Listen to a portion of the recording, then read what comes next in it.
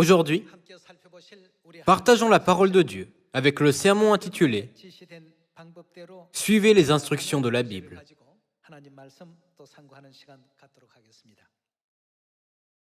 Lorsque nous examinons les enseignements des 66 livres de la Bible, nous pouvons constater que l'œuvre étonnante du salut a eu lieu lorsque le peuple de Dieu a suivi les instructions de la Bible. Nous devons avoir ce même genre de foi. Il y a une grande différence dans le résultat entre notre obéissance et notre désobéissance au commandement de Dieu.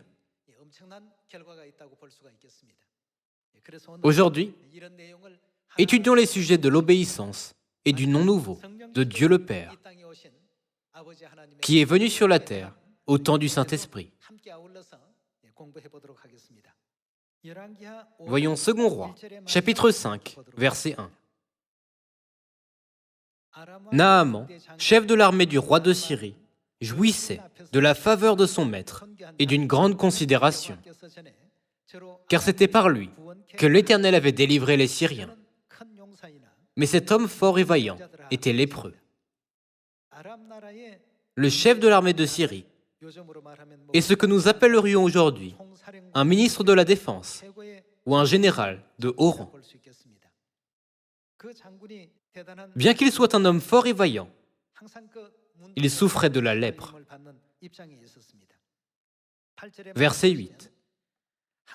Lorsque Élisée, homme de Dieu, apprit que le roi d'Israël avait déchiré ses vêtements, il envoya dire au roi, « Pourquoi as-tu déchiré tes vêtements? Laisse-le venir à moi, et il saura qu'il y a un prophète en Israël. » Naaman vint avec ses chevaux et son char, et il s'arrêta à la porte de la maison d'Élisée. Élisée lui fit dire par un messager, « Va et lave-toi 7 fois dans le Jourdain. Ta chair deviendra saine, et tu seras pur. » Naaman, le chef, est allé voir Élisée. Il est venu de loin en Israël, dans l'espoir d'être guéri de sa lèpre. Malgré sa position de haut niveau en tant que chef d'une armée, Élisée n'est même pas sorti pour le voir. Mais il a simplement envoyé un messager avec des instructions pour lui. « Va et lave-toi 7 fois dans le Jourdain, tu seras pur. » Naaman pensait, « Par quel genre de cérémonie serais-je guéri ?» Cependant, il est devenu furieux lorsqu'il a vu qu'Élisée lui avait simplement envoyé un messager sans daigner sortir. Continuons à lire. Naaman fut irrité et il s'en alla en disant, « Voici, je me disais, il sortira vers moi. Il se présentera lui-même. Il invoquera le nom de l'Éternel, son Dieu. Il agitera sa main sur la place et guérira le lépreux. Les fleuves de Damas, l'Abana et le Parpar, ne valent-ils pas mieux que toutes les eaux d'Israël? Ne pourrais-je pas m'y laver et devenir pur ?» Il a exprimé son indignation en disant, « Les fleuves de Damas, l'Abana et le Parpar en Syrie, ne sont-ils pas plus propres que le Jourdain? Ne pourrais-je pas m'y laver et devenir pur? Ne pourrais-je pas m'y laver et devenir pur ?» Et il s'en retournait et partait avec fureur. Mais ses serviteurs s'approchèrent pour lui parler, et ils dirent, « Mon père, si le prophète t'avait demandé quelque chose de difficile, ne l'aurais-tu pas fait? Combien plus dois-tu faire ce qu'il t'a dit? Lave-toi, et tu seras pur. » Il descendit alors et se plongea 7 fois dans le Jourdain, selon la parole de l'homme de Dieu. Et sa chair redevint comme la chair d'un jeune enfant, et il fut pur. Naaman était sur le point de retourner dans son pays, sans suivre les instructions du prophète. À ce moment-là, ses serviteurs l'ont persuadé. « Si le prophète t'avait demandé quelque chose de plus difficile pour être guéri, ne l'aurais-tu pas fait? Pourquoi ne pas suivre les instructions du prophète, puisqu'elles sont si simples? » Sur leur conseil, Naaman s'est plongé 7 fois dans le Jourdain. Puis, sa lèpre a été guérie, et sa chair est devenue pure, comme celle d'un jeune enfant. C'est écrit dans 2 Rois chapitre 5. Par le passé, lorsque les gens ont suivi les instructions de Dieu ou des prophètes, ils ont pu obtenir ce genre de résultats gracieux. À travers ce qui s'est produit par le passé, Dieu nous montre le genre de foi que nous devons avoir en cette époque. Si Naaman n'avait pas suivi les instructions de Dieu, mais qu'il était plutôt retourné dans son pays pour se plonger dans l'Abana et le Parpar 7 ou même 70 fois, selon ses propres pensées, sa lèpre aurait-elle pu être guérie? N'était-ce pas la parole de Dieu, transmise par la bouche du prophète, qui l'a guéri? Si le Jourdain lui-même avait été efficace pour guérir la lèpre, non seulement Naaman, mais tous les lépreux en Israël auraient été guéris après s'être plongés dans le Jourdain.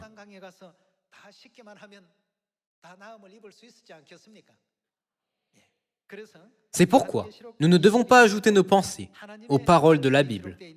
Nous ne devons pas en retrancher quoi que ce soit, comme il est écrit dans Apocalypse chapitre 22. Regardons Apocalypse chapitre 22, verset 18. Je le déclare à quiconque entend les paroles de la prophétie de ce livre. Ce livre ne désigne-t-il pas la Bible? Si quelqu'un y ajoute quelque chose, Dieu le frappera des fléaux décrits dans ce livre. Nous devons faire attention à ne pas ajouter les opinions des gens à la Bible. Et nous ne devons pas retrancher quelque chose des paroles de la Bible. C'est la volonté de Dieu dans Apocalypse chapitre 22, verset 18. Voyons le verset 19. Et si quelqu'un retranche quelque chose des paroles du livre de cette prophétie, retrancher signifie enlever. Dieu retranchera sa part de l'arbre de la vie et de la ville sainte décrit dans ce livre. En d'autres termes, Dieu retranchera le privilège d'entrer dans le royaume éternel des cieux. Cela ne veut-il pas dire que nous devons suivre les instructions de la Bible?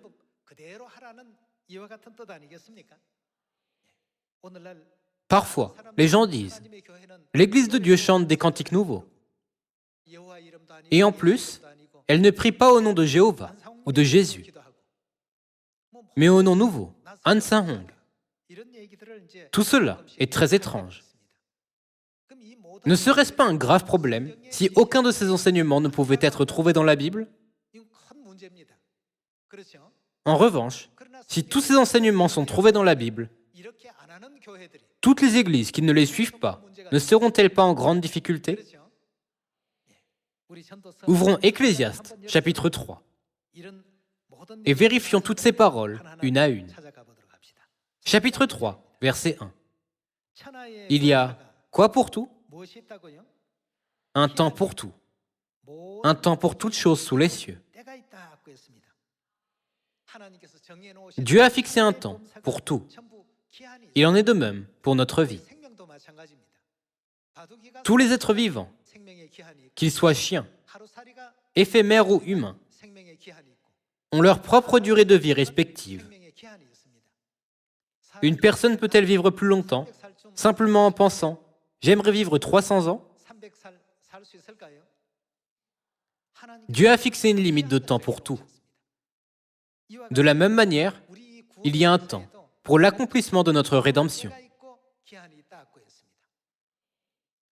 pour le salut de l'humanité. Dieu a divisé le temps, depuis Adam jusqu'à la fin du monde, en 3 temps différents. Le premier temps est le temps du Père. Dieu a établi un temps où Dieu le Père a mené l'œuvre du salut. Puis, il y a eu le temps du Fils, où les gens ont suivi Jésus en tant que Sauveur. Et la Bible enseigne que ce temps où nous vivons est le temps du Saint-Esprit. À travers le temps du Père, le temps du Fils et le temps du Saint-Esprit, l'œuvre de rédemption de Dieu sera achevée. Nous devons également garder à l'esprit qu'à chaque temps, il y a un temps pour tout. Il y a une durée limitée pour le temps du Père et une durée limitée pour le temps du Fils également. Puisque Dieu a divisé l'œuvre de rédemption en 3 temps, il doit y avoir une durée limitée pour chaque temps. À partir de maintenant, apprenons comment Dieu mène son œuvre de rédemption à travers ces 3 temps. Jetons un œil à Matthieu chapitre 28, verset 18. Jésus, s'étant approché, leur parla ainsi. « Tout pouvoir m'a été donné dans le ciel et sur la terre. Allez, faites de toutes les nations des disciples, les baptisant au nom du Père, du Fils et du Saint-Esprit. Et enseignez-leur à observer quoi? Tout ce que je vous ai prescrit. » Ici, nous devons nous focaliser sur les paroles. Allez, faites de toutes les nations des disciples, les baptisant. Les baptisant au nom de qui? Puisqu'il est écrit, baptisez-les au nom du Père, du Fils et du Saint-Esprit. Il doit y avoir un nom pour Dieu le Père qui mène cette œuvre. Il est également écrit, baptisez-les au nom du Fils. Alors il doit y avoir un nom pour Dieu le Fils qui mène cette œuvre. Enfin, puisqu'il est écrit, baptisez-les au nom du Saint-Esprit, qu'est-ce qui doit également exister pour le Saint-Esprit? Il doit y avoir un nom pour le Saint-Esprit. Aujourd'hui, pas une seule église ne baptise les gens au nom du Père, du Fils et du Saint-Esprit, à l'exception de l'église de Dieu. C'est vraiment étonnant. Ces églises ne comprennent pas pleinement le nom du Père, du Fils et du Saint-Esprit. Ne sont-elles pas censées suivre les instructions de la Bible? Lorsque Noé a construit l'arche, il a exécuté tout ce que Dieu lui avait ordonné et a été sauvé. Naaman n'a-t-il pas été guéri de sa lèpre puisqu'il s'est plongé dans le Jourdain en obéissant aux instructions du prophète Élisée? De la même manière, Jésus nous enseigne dans Matthieu chapitre 28 que comme il doit y avoir le nom du Père, le nom du Fils et le nom du Saint-Esprit, nous devons baptiser les gens en ces noms. Le nom de Dieu le Père est Jéhovah. Lorsque Dieu est venu sur la terre et a mené l'œuvre de rédemption au temps du Fils, son nom était Jésus. Alors, il doit également y avoir un nom pour le Saint-Esprit. Seul le baptême conduit au nom du Père, du Fils et du Saint-Esprit peut être considéré comme un vrai signe du salut. Puisque nous vivons au temps du Saint-Esprit, n'est-ce pas seulement lorsque nous connaissons le nom du Saint-Esprit que nous pouvons marcher sur le chemin du salut que Dieu a commandé? Cependant, en cette époque, toutes les églises ne prient-elles pas au nom de Jésus? Lorsqu'on leur demande « Pourquoi priez-vous au nom de Jésus ?» leurs réponses sont vagues. Lorsque nous comprenons clairement les réponses aux questions suivantes, pourquoi fallait-il prier au nom de Jéhovah? Pourquoi fallait-il prier au nom de Jésus? Pourquoi devons-nous prier au nom du Christ Sang en cette époque? Nous pouvons agir en le réalisant et diriger notre foi vers le royaume des cieux. Regardons Ésaïe, chapitre 43, verset 11. C'est moi, moi qui suis l'Éternel. Et à part moi, il n'y a point quoi? Il n'y a point de sauveur. Il est écrit qu'à part Jéhovah, il n'y a pas d'autre sauveur. Le sauveur au temps du Père n'est autre que Dieu Jéhovah. Cependant, après la venue de Jésus sur la terre, voyons comment le nom du Sauveur a changé. Regardons Actes, chapitre 4, verset 11. Jésus est la pierre rejetée par vous qui bâtissez, et qui est devenue la principale de l'angle. Il n'y a de salut en aucun autre, car il n'y a sous le ciel aucun autre nom qui ait été donné parmi les hommes, par lequel nous devions être sauvés. Ésaïe chapitre 43 dit « À part Jéhovah, il n'y a point de sauveur ». Et Actes chapitre 4 dit « Il n'y a aucun autre nom que Jésus qui ait été donné parmi les hommes ». Certains peuvent mal comprendre et dire, n'est-ce pas une contradiction dans la Bible? Dieu le Père, Dieu le Fils et Dieu le Saint-Esprit sont un seul et même Dieu. Ils sont tous un seul et même Sauveur. Mais la différence réside dans le temps. Par exemple, au temps du Père, un nom est utilisé en tant que Sauveur. Au temps du Fils, un nom différent est utilisé en tant que Sauveur. Et au temps du Saint-Esprit, un autre nom est utilisé en tant que Sauveur. Par conséquent, le temps décide le nom par lequel nous pouvons être sauvés. Alors, quel est le nom du Sauveur au temps du Saint-Esprit? Allons à Apocalypse pour confirmer cela. Apocalypse chapitre 3, verset 12. Celui qui vaincra, je ferai de lui une colonne dans le temple de mon Dieu, et il n'en sortira plus. J'écrirai sur lui le nom de mon Dieu, et le nom de la ville de mon Dieu, de la nouvelle Jérusalem, qui descend du ciel d'auprès de mon Dieu. Et quel nom? Mon nom nouveau. À qui je se réfère-t-il ici? Jésus lui-même a enseigné qu'il aurait un nom nouveau. Un nom nouveau, autre que Jésus, et le nom du Saint-Esprit. Un nom existe pour être appelé par les autres. Bien que votre nom vous appartienne, les autres ne l'utilisent-ils pas plus que vous? Ici aussi, Jésus a dit, « J'écrirai sur lui mon nom nouveau ». Alors, en quel temps appellerons-nous le nom nouveau? Ce n'est ni au temps du Père, ni au temps du Fils, mais au dernier temps, au temps du Saint-Esprit, que le nom nouveau doit apparaître. Confirmons cela dans Apocalypse chapitre 1, verset 1. Révélation de Jésus-Christ que Dieu lui a donnée pour montrer à ses serviteurs les choses qui doivent arriver bientôt et qu'il l'a fait connaître par l'envoi de son ange à son serviteur Jean. Les choses qui doivent arriver se réfèrent à l'avenir. Puisque Jean a écrit les choses qui doivent arriver plus tard, ne sont-elles pas les prophéties sur le temps du Saint-Esprit? C'est pourquoi il est écrit dans le chapitre 3, « Mon nom nouveau ». La Bible nous fait savoir qu'au temps du Saint-Esprit, le nom nouveau de Jésus nous sauvera.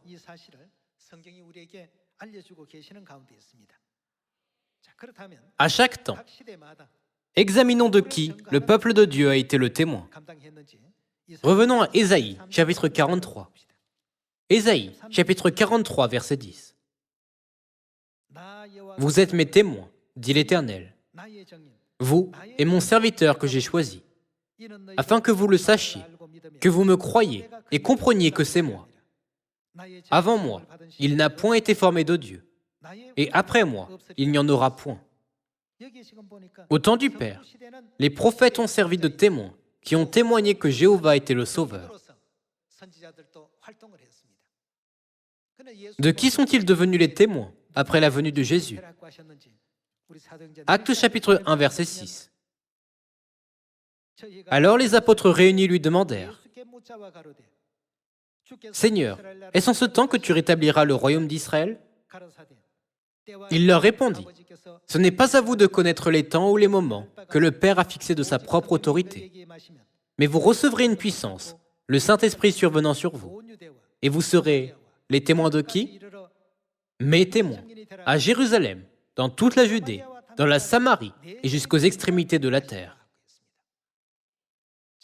Dans Ésaïe chapitre 43, tous les croyants de ce temps étaient les témoins de Jéhovah. Mais dans Actes chapitre 1, les gens étaient les témoins de Jésus. Dans Matthieu chapitre 24, il est écrit, « Dès que les branches du figuier deviennent tendres et que les feuilles poussent, vous savez que le Fils de l'homme est proche, à la porte. » À partir du temps de cette prophétie, le temps du Saint-Esprit commence. Tout comme il y a un temps pour tout, il y a également un temps pour le nom nouveau. Le nom Jéhovah a dû être utilisé jusqu'à ce que Jésus apparaisse. Et le nom Jésus a dû être utilisé jusqu'à ce qu'il apparaisse une seconde fois. Son nom nouveau doit être utilisé lorsqu'il apparaît une seconde fois. C'est le moyen du salut, indiqué dans la Bible. Si Naaman avait essayé de guérir sa lèpre à sa manière, il n'aurait pas été guéri.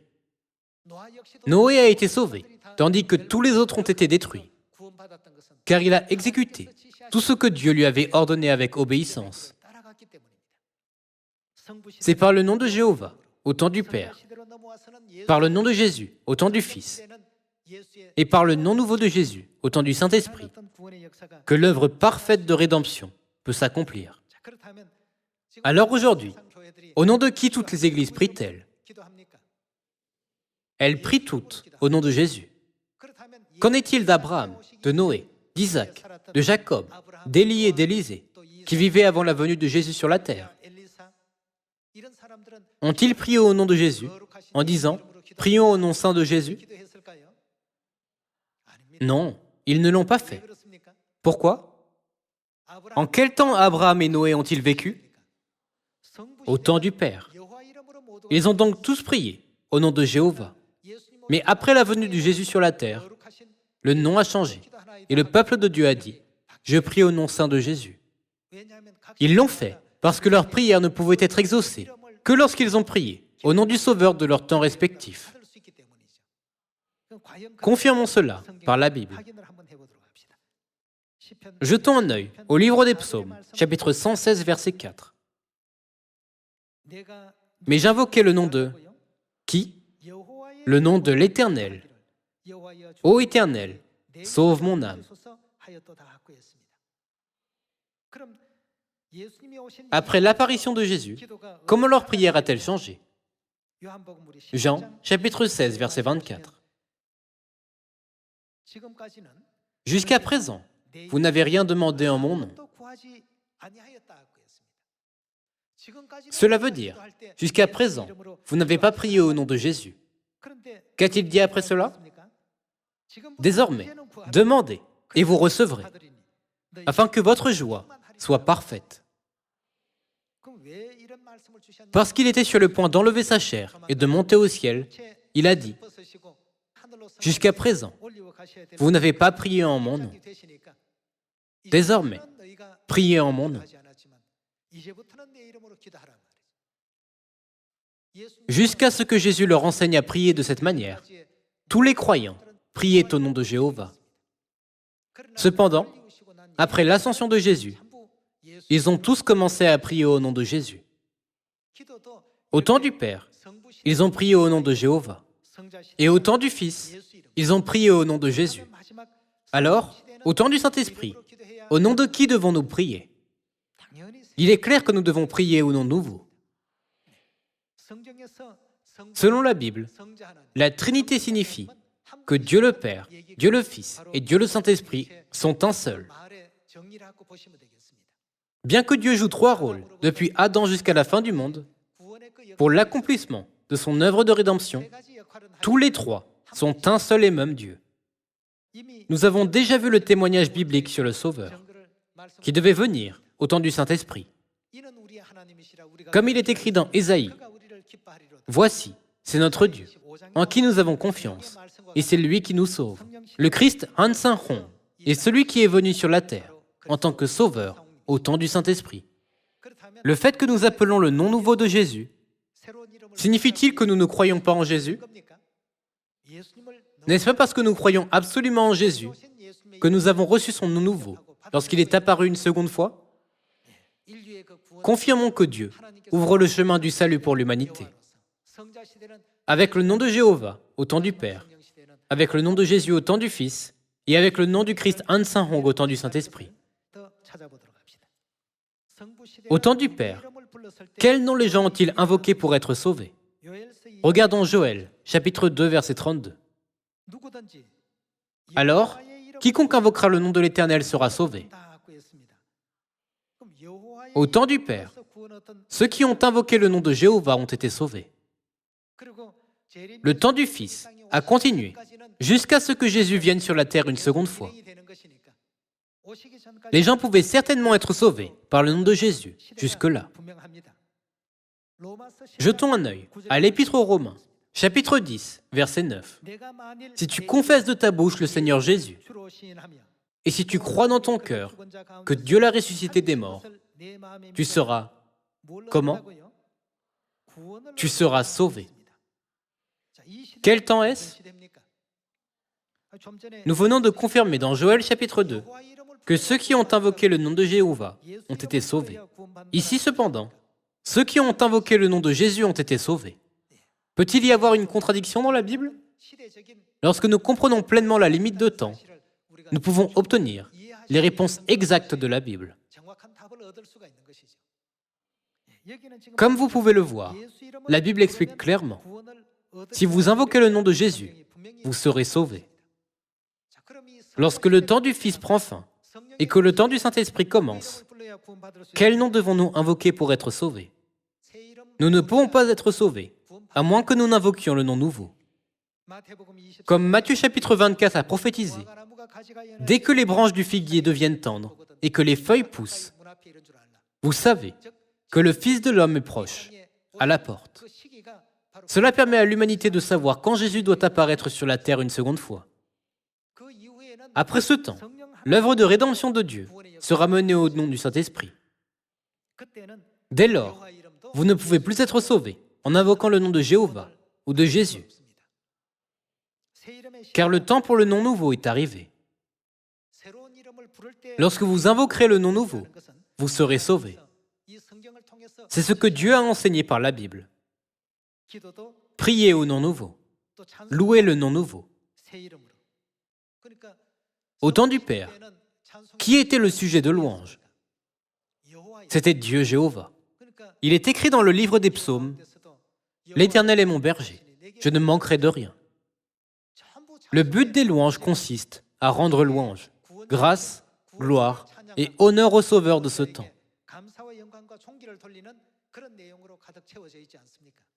Au temps du Fils, qui était le sujet de louange? C'était Jésus-Christ. Alléluia! Jésus a ressuscité et est monté au ciel. Jésus, Jésus, précieux Jésus. Oh la grâce de croire en lui plus encore. Les gens ont chanté des louanges au nom de Jésus. Pourquoi le nom de Jéhovah n'est-il pas mentionné même une fois? N'est-ce pas étrange? Pourquoi? C'est parce que chaque temps a sa propre durée limitée.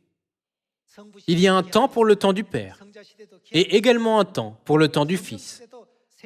Au temps du Saint-Esprit, toute l'œuvre de rédemption pour sauver l'humanité sera menée par le nom nouveau. Pour recevoir le salut, la Bible enseigne que notre prière et notre louange doivent être au nom du Christ Han Sang-hong, le nom nouveau. Aujourd'hui, nous avons confirmé par la Bible que nous suivons la volonté de Dieu. Rendons gloire, grâce et honneur éternel à Père Céleste Han Sang-hong et à notre Mère Céleste, la Nouvelle Jérusalem, qui sont venus sur la terre selon toutes les prophéties de la Bible. J'espère que nous recevrons tous le salut éternel et entrerons dans le royaume des cieux, en suivant le nom nouveau, peu importe où il nous conduit en cette époque. Par cela, j'aimerais conclure ce sermon. Merci beaucoup.